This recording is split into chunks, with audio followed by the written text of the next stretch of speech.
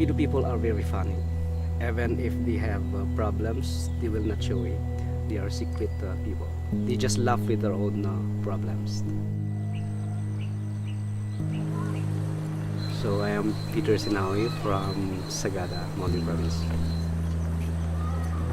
40 years old. I am a family man. I have 5 kids. Parehas ang bilayo yan.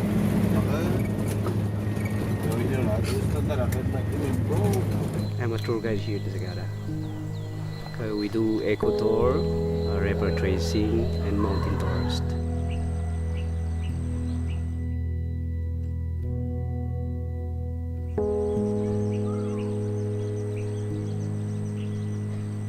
Important thing is that I will give the needs of my family. I will protect them. Maybe I'm struggling in somewhat. How could I give the needs of my family? Let's take for example, how could I give a shelter for my family, food of my family? That's my struggle. So I work hard.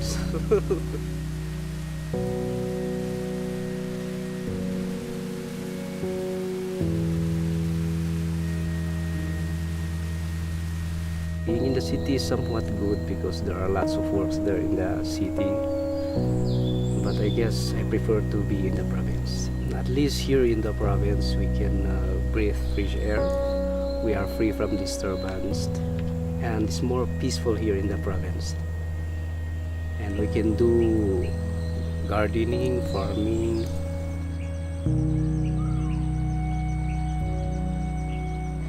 Filipinos are somewhat funny because just like what I've said, they laugh with their own whatever problems they are in. And when you say a Filipino, when there's something stumble down, they just laugh also. Somewhat to them it's not serious even if it's a big problem.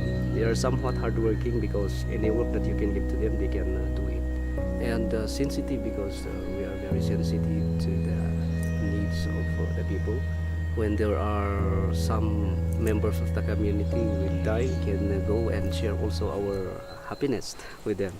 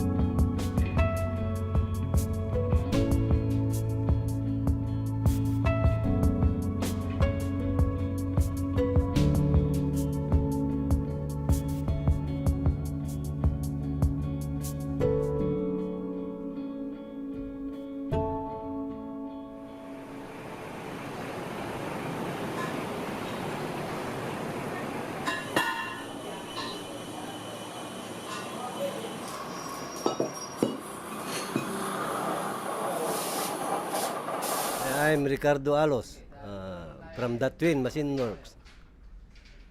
I'm 50 years old.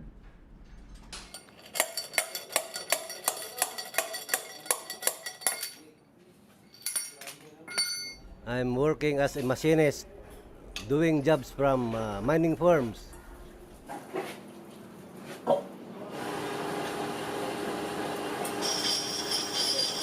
Any kind of engineering works, we are doing such through the machining of heads, blocks of motor engines. As usual, Filipinos known for their hospitality. Yeah? We eat Filipino foods like vegetables, adobo, which is the, and sometimes lechon if there is, and fish.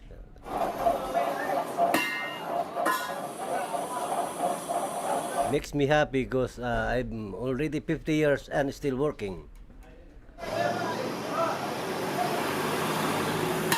Mostly Filipino people are poor. They strive to work and work even how poor they are.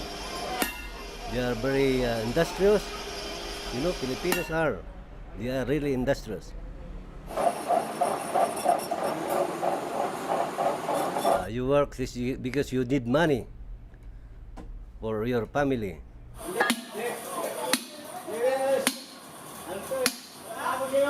Well, my family is my strength in life, in working. Life is just a, journey to sacrifices. That's life for me. You work hard, you made some disturbances in life, strive and strive and strive.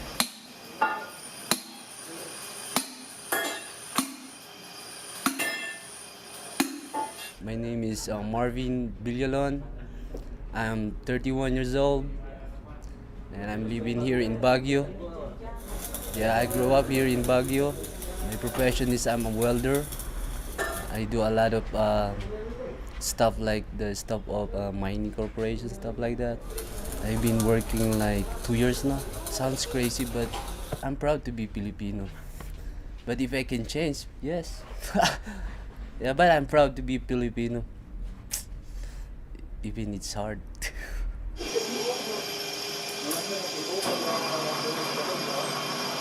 Because, it's hard to live like you hardly cannot find your own food if you don't work, stuff like that.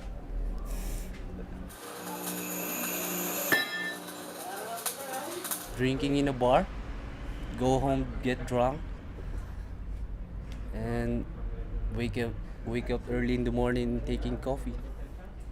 That's only my little son. He's giving me strength every day. He's the only thing God gave it to me, and very the best, greatest.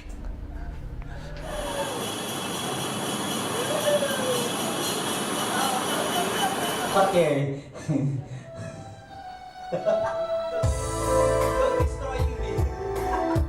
Basta Radyo Bombo.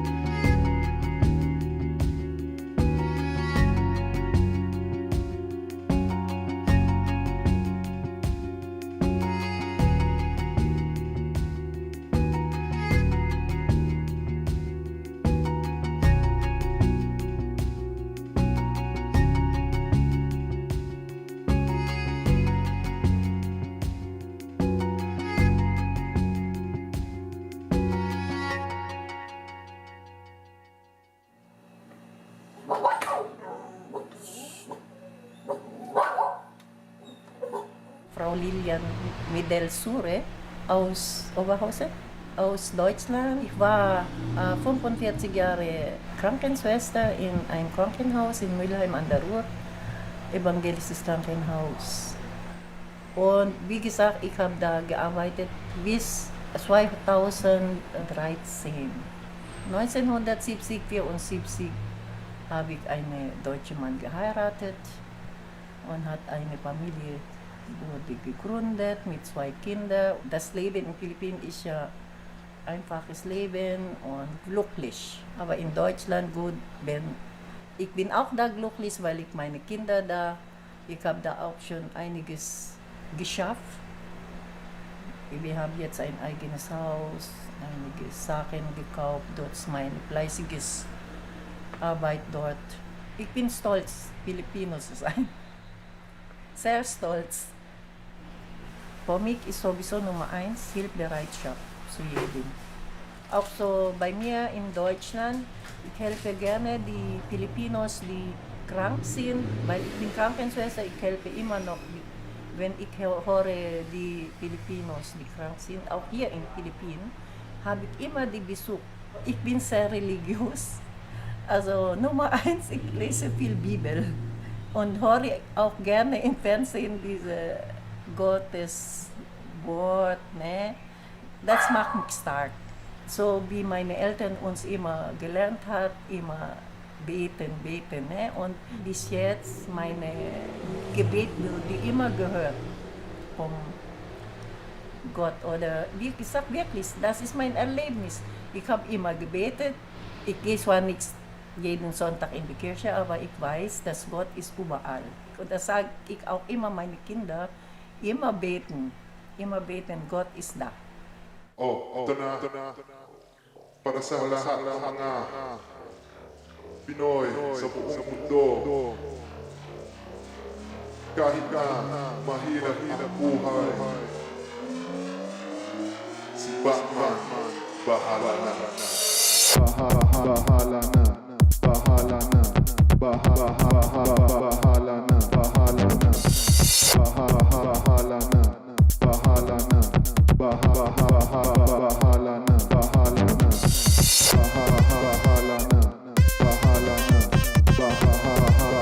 na. Bahala na. Bahala na. Bahala na. Bahala na. Si Batman. Si Batman. Si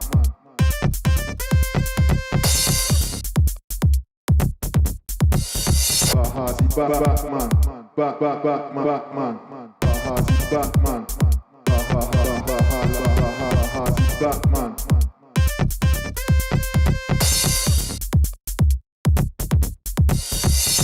Si Batman. Batman.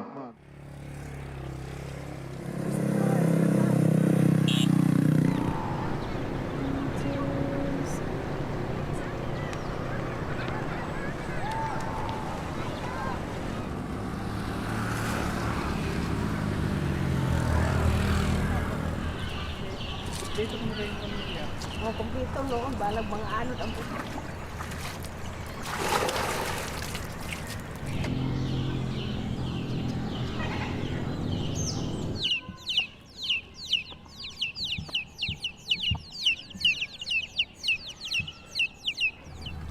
Hey,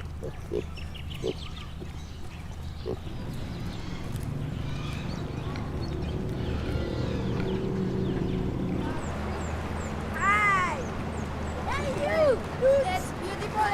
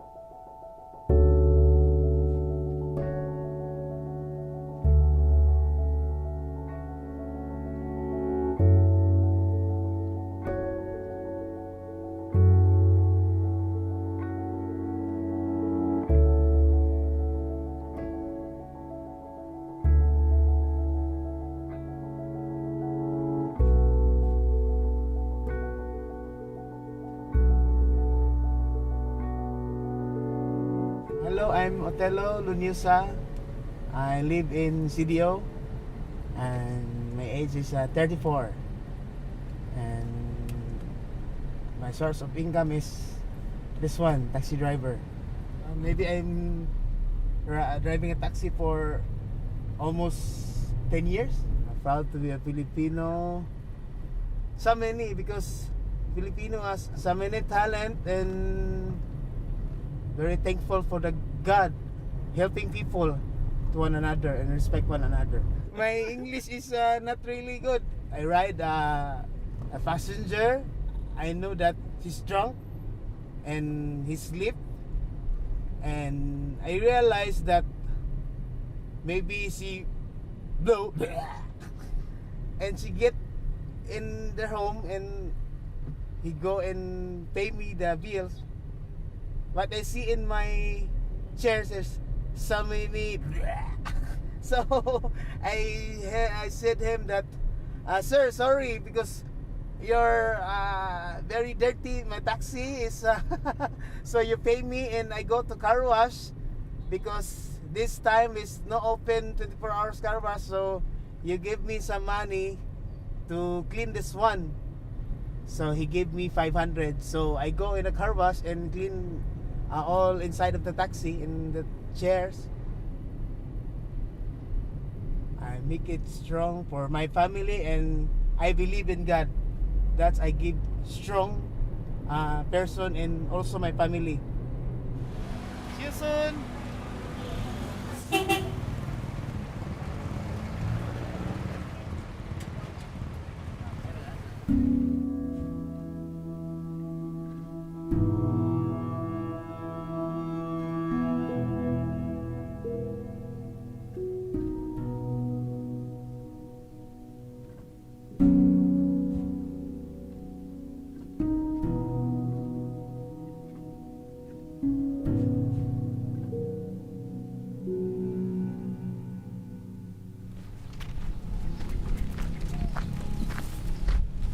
Bisita, Mother. Bisita na to sa...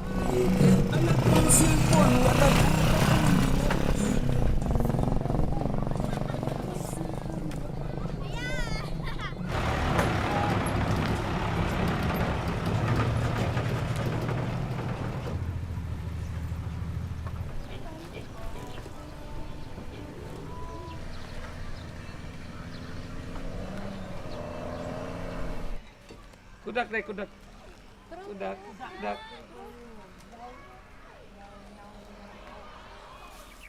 Oh, bahin mo ning tubig. Oh, ya, ulit ni. Gi. Dali, bahin ni tagay na siya na.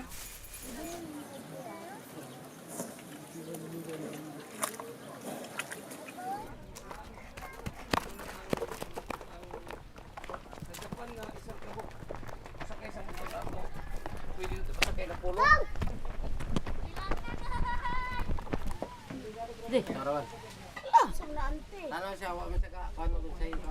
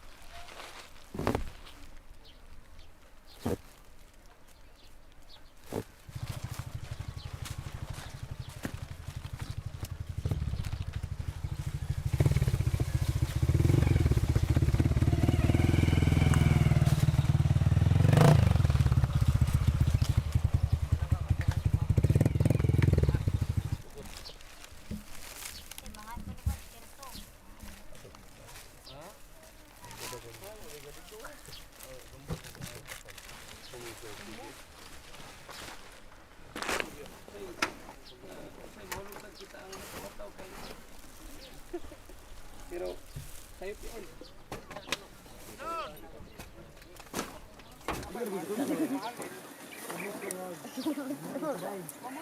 Bang, naroon ka matawag. Yung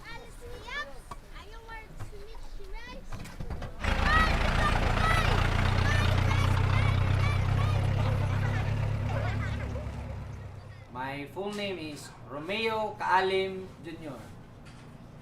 I live at the Kugman, Cagayan de Oro City, Philippines, and I'm working here at the city control dam site. Wala man ay sulod eh. My job here is I'm just an admin staff here, attending communication letters, filing of leaves of personnel here when they got absent. Wala ay sulod. Scavenger people, they are a very low class of people because they are living at the dam site, and the source of their income is only the waste or the recyclables that they get at the dam site.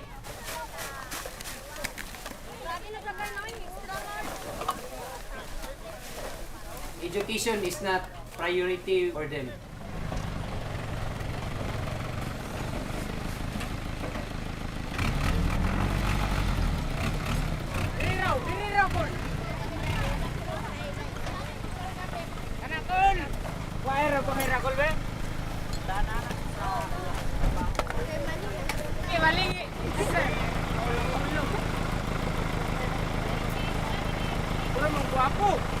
To help them, we need to educate them.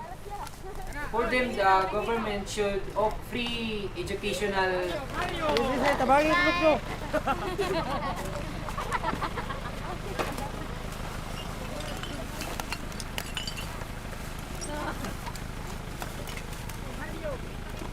Dugong Pinoy. I'm proud to be a Filipino because Filipino is warm and friendly people. Filipino are flexible. They can adjust any citizen they can encounter with.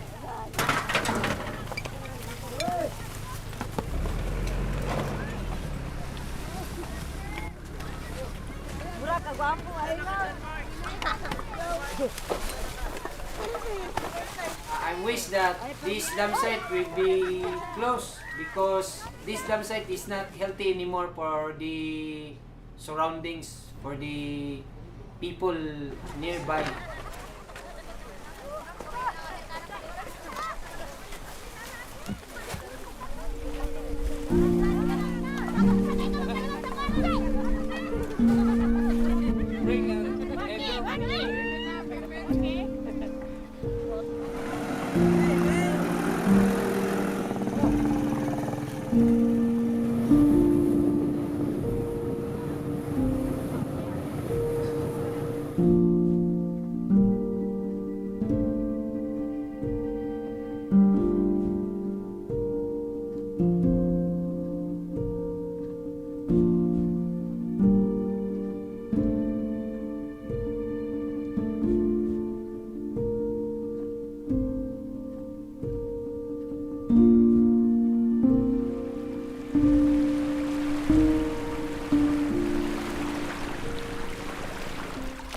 Gani walay lumba.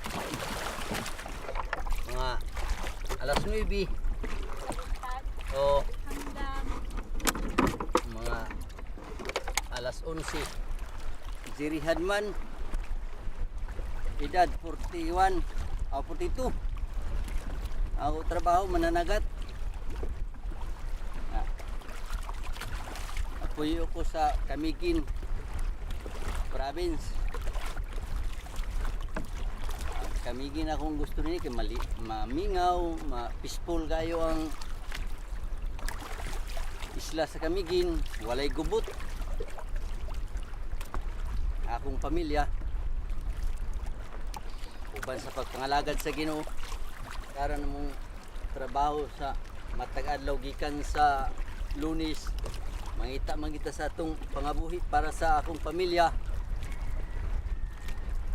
Pagka sa Domingo, adlaw na sana sa Ginoo, kami sa templo sa Dios, gilain. Kay kining pagpanagat nato lumalabay malata pagkuaon ng atong kinabuhi sa Ginoo, wa na tay mahimo. Gamay pa ko, nagat na ko mga edad pa ko 7. Ikadua na ako pagkahilo, nahilo ko sa tambuli. Pagka sunod, nahagbong ko sa mangga. Mga 20 anyos na tali.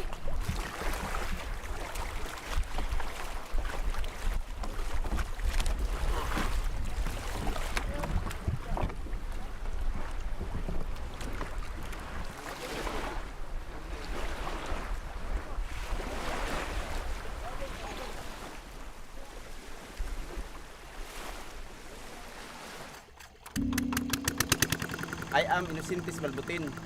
Niya akong tagnay, Richard. Una na ila sa ako kay Richard. Nagpuyo ko sa Barangay Bunbon, Lungsod sa Sagay. Kami kintabit, 45 years farmers. Pagsugod ako pagtrabaho sa rice, 20 years na. Sa 16 pa ko hantod ko na minyo ko sa akong kabahin. Mas malingaw gid ko sa akong trabaho kay debate dahil sa akong trabaho pasakan. Pahuway na. Himuday na sa lingaw na kay siya pagka Pilipino. Ako lahi ko. Gusto na ako na pilminti gid ako gusto na. Napilminti sumaka na ako nga kuan dili kay magbuhat ko mahurot to isa pa ko mulihok. Una nga akong pamilya. Mo man gid na pinakauna. Nung tanan sa akong pagpatrabaho, mo gid una gid nakapasaya sa akong panginabuhi. Na kinalang gid maningkamot ko.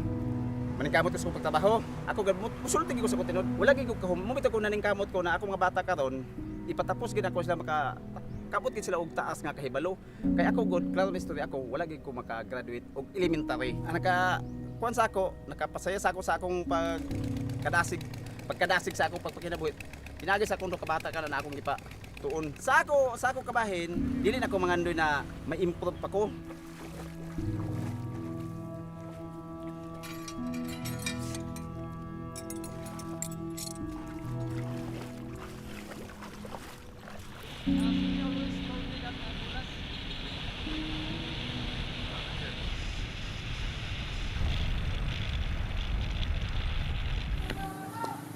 Mogad.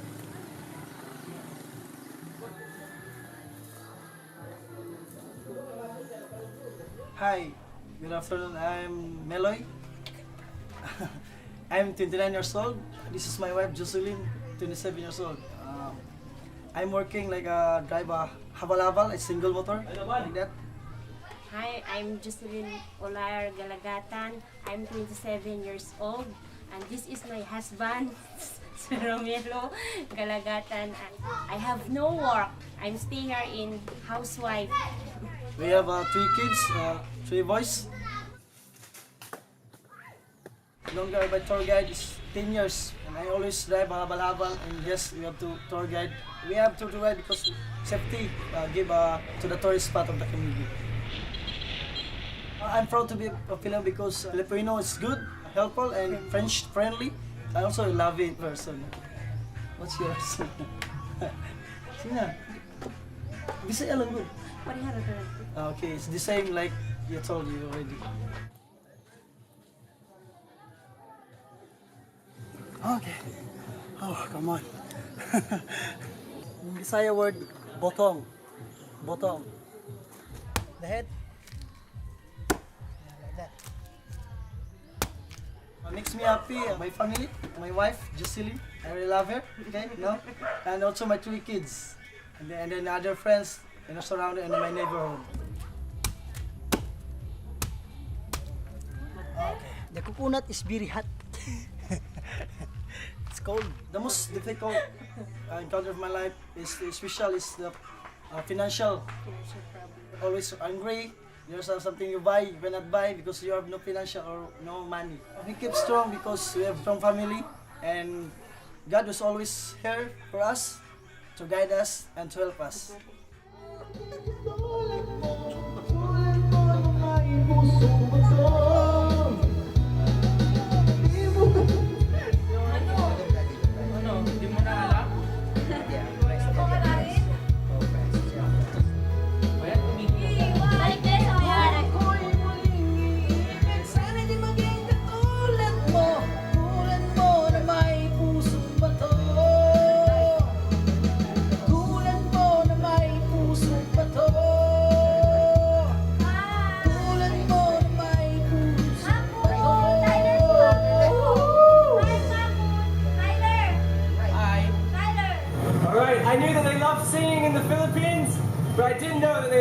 Baduts. This is Baduts. I miss these guys. I'm gonna go back. A year ago. This is a year ago. So there's the song again.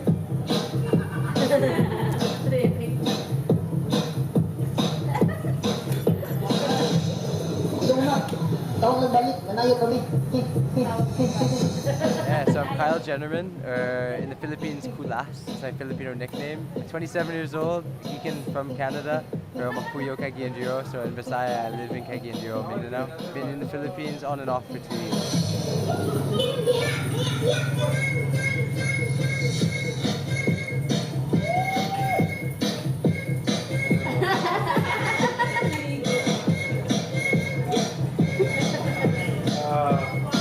Believe it or not, that's a real thing. That's an actual like Filipino dance move.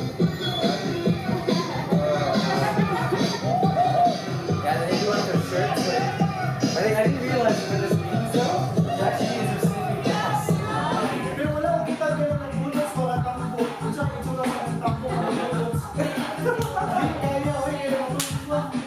Started that last February. I think it was February 21st of 2014. That's when I started the Becoming Filipino journey, but I first came to the Philippines January 2013. And I really noticed right away, the way my friends would just throw happiness at me, the way people on the streets would just throw happiness at me. It was so overwhelming that when I went back to Hong Kong, where I used to work, I just couldn't stop thinking about it. I was like, what is this culture? How can people just, be so open to sharing happiness and throwing happiness to others? Like, it was really overwhelming. So that's what brought me back. Okay, there's 4 reasons why I do Becoming Filipino. So first and foremost, since I was 18, all I've wanted to do is inspire people to be happy and enjoy their lives. And I genuinely realized over the course of a year coming and going from the Philippines, that if I introduced people to the simple, beautiful, simple things about Filipino culture that inspired my life, it would have that effect on their lives. Second reason, I looked at a lot of Filipinos and I'm really, really close. Like, I have a lot of Barkada, I worked with OFWs, I live with Filipino families, and they're really proud to be Filipino. But then at the same time, they kind of get overwhelmed sometimes with these negative things that they have to deal with that I don't have to deal with, like corruption or lack of opportunity, and they kind of would forget sometimes about the simple, beautiful things about their culture. So by asking Filipinos to tell me things that make them happy or things that inspire them or things that they enjoy about their culture, and then me going and doing those things, that was the second thing, to hopefully try and inspire Filipinos to just remind themselves, the simple, awesome things that I feel could inspire other people's lives like they inspired mine. So things like, I'll give you an example. Look at fiestas. In the Philippines, people just give and give and give and give and give. What do they want in return? Happiness. They literally open up their houses to people they've never met and just give and give and give for what? Happiness. Third reason why I do what I do is a lot of people come to the Philippines for the wrong reasons, with the wrong intentions. So they come here, just to have sex and just to get drunk. They come here and they take advantage of Filipinos. They don't really care about the culture. They just do what they want because they have money. Or they come here just, to take advantage of business. I genuinely believe, I just want to show people, if you come here with the right intentions, like just to learn and be happy and appreciate the culture, that you'll usually have an amazing experience. Final reason is I live in Mindanao. If you hear the word Mindanao, most people would say, oh, Abu Sayyaf, oh, terrorism, oh, dangerous, oh, bombings, you should never go there. I don't really understand those perceptions because I've lived here, for a year and a half. I've driven a scooter 7,500 kilometers all over Mindanao, a majority of the time alone. And what do I get met with? Happiness, kindness, friendly, cool people. I'm just trying to fight back at those perceptions that offend me because I live here, this is my home. Everywhere I go when I travel or go around the country, I see people living in what would be stereotyped as, poverty, or in very, a lot of people from North American backgrounds or well-off backgrounds are looking, oh, these people, they don't have much, they're living in poverty, that must be so difficult. But yet, they're so happy, and yet, they have the simple things like family, or they have, the simple foods that they love, or, they have a good atmosphere around them of neighbors and friends, and I realized, are they in poverty? No, they're actually just happy and then living life. And for me, it's taken away all my fear. This culture, people ask me, Kulas, how could you do this? How could you just get up and go? And what about your financial future? Well, I don't really have any fear anymore of having to deal with tough situations in my life, because Filipinos, the majority of them, deal with incredibly tough situations. About a month ago, I was on this island called Balut Island. It's the southeastern tip of Mindanao. You're 3 hours away from Indonesia. On this island, there's Bilaan, there's Manobo, there's Christians, there's Muslims, there's Indonesians, there's Sangyo.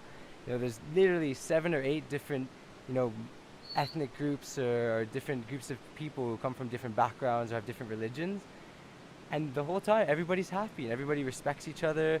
And for me, it stands out because, you read the news anywhere you are in the world. There's like people hating people here. These people don't like these people. There's Muslims here that don't like Christians, or Christians don't like Muslims, or this is happening, or everyone's being mean and angry at each other. And it's just a good example of what we should be like. Why can't people just respect each other, So that was a big moment for me.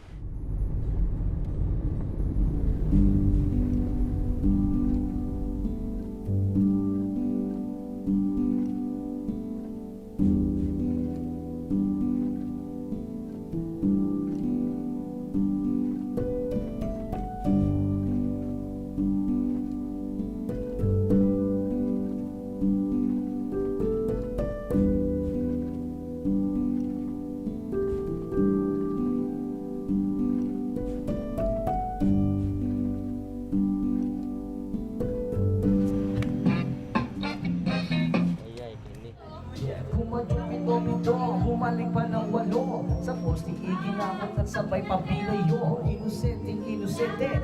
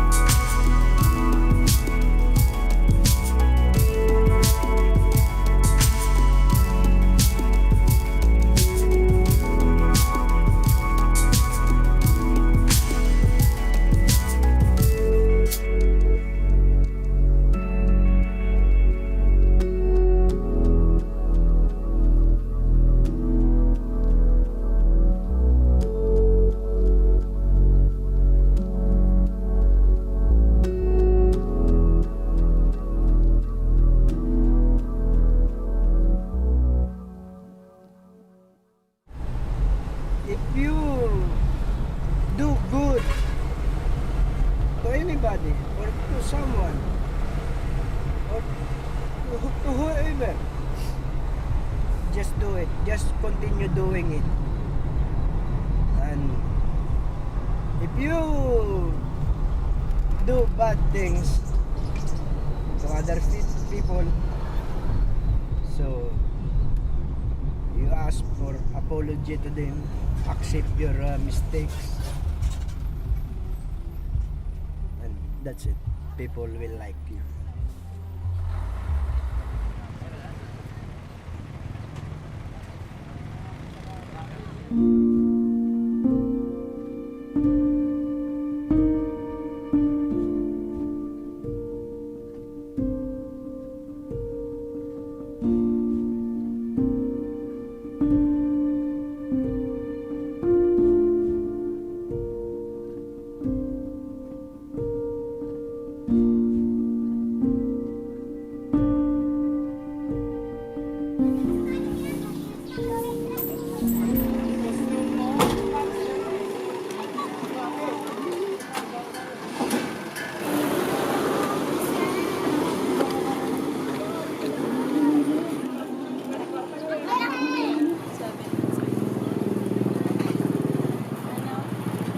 My name is Omar Joseph M. Bolivar. I came from Taguig City. Kaya this is a city of mountain of garbage. There's so many junk. There's so many kids that cannot study because of poverty. Experience here so many things that I cannot describe it. Okay naman po yun. Kasi nakakaroon sa araw-araw pagkain. Maganda kasi dito, mabili sa doon sa garaw na namin. Bakit po? Hindi ko alam kung paano mabili dito eh. Kasi dito lagi ako naglalako araw-araw. Doon hindi ako naglalako. Marami kasi nagdaan yung pinaka... Yung isa, yung pinaka-ano talaga. Yung pinaka... Ano yun, nawala kasing tatay ko. Paano po kayo nanatiling matatag nung nawala yun? Paano kayo bumangon po? Ano po yan, para makaraos din.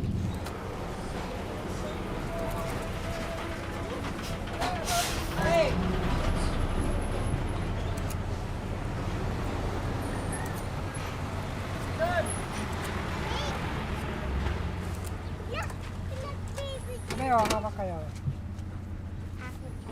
Ano sabi nyo? Thank you. Thank you day. Oo, ayan na oh.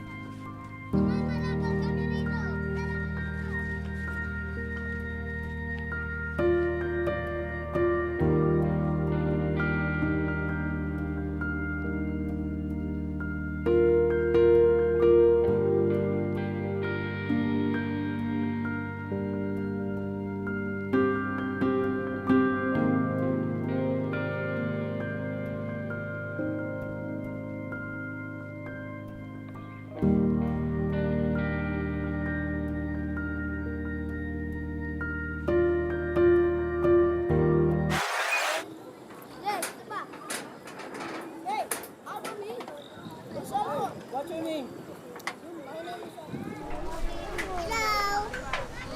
I'm Sandy Rivera from Tondo, Manila. Tapos, Sipin mo naman. umuwi namin, ito ganito lang, ano, nagpipili lang para may pangkain. Sa araw-araw, ganyan.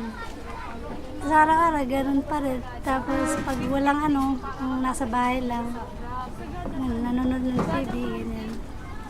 Ano, minsan ang kita, ano, yung pinakamataas na yan, 300. Sa isang araw. Pero hindi naman ano madalas na ano. Ganoon ang kita minsan ano 100 lang pinakamababa. 100. 100 may git ang pinakamababa. Pero minsan wala din. Wala, dito lang ka. Nananahimik yan. Lagi nakaupo lang. Tapos yung mga ano, syempre mga nangunguha ng mga basura. ayun, masipag naman kahit pa. Anong klase? Ano yung mga ugali ng Pilipino? Siyempre, minsan hindi pare-parehas. Minsan, parang nalilito sila sa nila. Yung mga, siyempre sa buhay, di ba kanya-kanya yan. Kasi hindi naman pare-parehas yung yung ugali, hindi pare-parehas yung iba-iba din. Tapos siyempre, yung iba palakad-lakad, yung iba, nasa bahay lang. Naano yung problema sa rin ng ganun. Proud ako kahit na mahirap lang ako. Ganyan. Nakakaano pa naman. Yung tag doon? Nagsusumikap. Oo, nagsusumikap. Gusto ko rin na maano kahit na paano may pangarap pa rin. Para sa siya, future. Oo, kahit na ganyan. Kahit na saktong lang. Masaya pa rin. Sakto lang yun. Oo, sakto lang. Pero pag minsan sobra-sobra, siyempre, naano namin yung namin. Gusto namin, nabibili namin. Ano yung nagpapatutag sa'yo ate para mabuhay? Siyempre ang pamilya. Oo, mas mahalaga pa rin ang pamilya. Di ba? Sila yung nagpapatatag. Tsaka sila yung nagpapalakas na.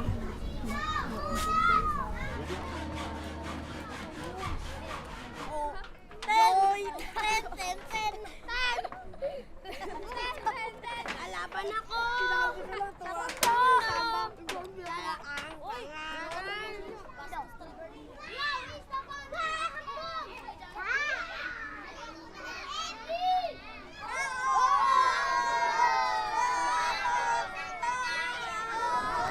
Happy lang yung tawag dito sa amin. Sa lugar? Lugar namin. Wala lang. Kumakanta. Tambay. Barkada. Tambay. Dito ko kasi dito sa Pilipinas masaya.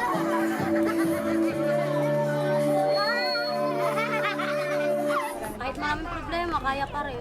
Nakuha pa rin ngumiti. Ano yung nagpapasaya sa'yo? Pamilya ko. Pamilya. Ano yung nagpapalakas sa'yo? Lakas ang loob. Lakas ng loob. Ano yung papalakas ng loob sa'yo? Diba, maraming problema, tuloy ka pa rin. Bakit? Pamilya ko pa rin.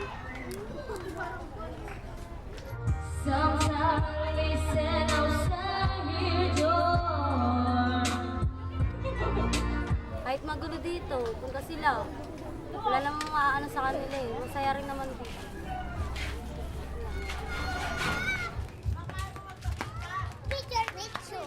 Galit mama ko!